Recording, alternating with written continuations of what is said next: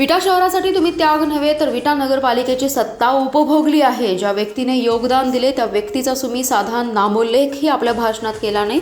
तुमच्या आमदारकीच्या 10 वर्षाच्या काळात तुम्ही फक्त पिकअप शेड आणि प्रशासकीय इमारत सोडून काय केलं? तुम्ही गेली 40 वर्ष सत्ता भोगली, पण तुमच्याकडे सांगण्यासारखं एकही काम नाही. मागील निवडणुकीतील वचननामे याही निवडणुकीत दिसत आहेत. नवा विचार नाही, नवं ध्येय नाही. विट्यातील जनतेची मानसिकता बदलली आहे.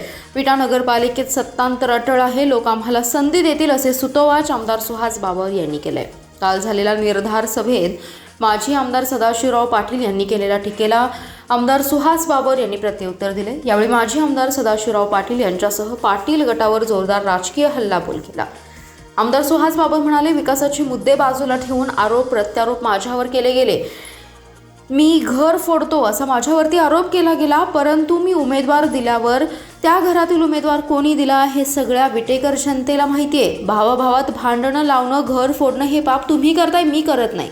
घर फोडण्याचे जनक तुम्ही आहात. माझ्यावर टीका करून लोकांची दिशाभूल करण्याचा केविलवाणा प्रयत्न करत आहात. लोकांना तुम्ही गेल्या 40 वर्षात काय काम केलं हे सांगता आलेलं नाही. बुलडोझर फिरवणं हा माझा स्वभाव नाही, पण मला बुलडोझर फिरवायचा झाला तर फिरवणार. मात्र तुमच्या दहशतीवर, भ्रष्टाचाराच्या प्रवृत्तीवर, तुमच्या एकाधिकारशाहीवर फिरवून विट्यात लोकशाही प्रस्थापित करणार असल्याचं त्यांनी यावेळी सांगितलं. आज तुम्हाला पार्किंगचा झाला आहे. देवस्थानच्या जमिनी कुठे गेल्या, यात्रेच्या जमिनी कुठे गेल्या, त्याला त्याग म्हणत नाही, त्याला भोग म्हणतात असं मानवाने कार्यक्रम. आणि सारखं माझ्या विटा खूप कोविडच्या काळामध्ये कुठं होता. कोरोनाच्या काळामध्ये मी बाहेर सुद्धा नव्हतो. तुम्ही दुर्लक्षित केलं असेल. तुम्ही नगरपालिकेच्या माध्यमातून एक हॉस्पिटल उभं करायला कॉन्टॅक्ट केलं. तुम्हाला प्रांताने कसं तरी दंड केला की तुम्ही या जिल्ह्यातल्या लोकांकडून चुकीच्या पद्धतीने पैसे घेतले, तुम्हाला दंड केला.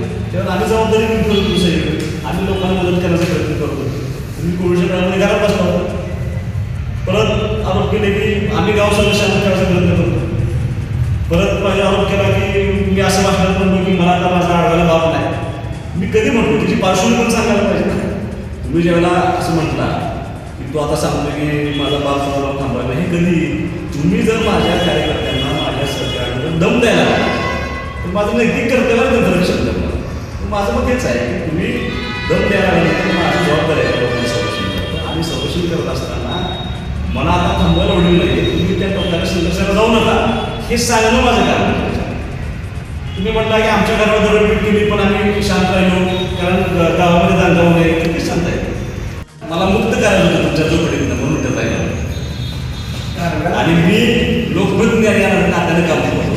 मला त्या शहरापर्यंत ह्या छोट्याशा एसटीच्या पिट्यात आहे ते लोक बाय बस येणारे लोक किंवा सहज येणारे लोक मला सहजासहजी भेटली पाहिजे म्हणून उठत आहे. मला गाडीला भेटायला यायला तर त्याला स्पेशल गाडी करावं पाहिजे.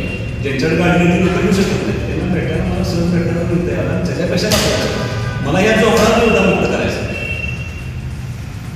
म्हणून भेटत नाही. मला आणि उठत आला परत समजून घे 1980 पासून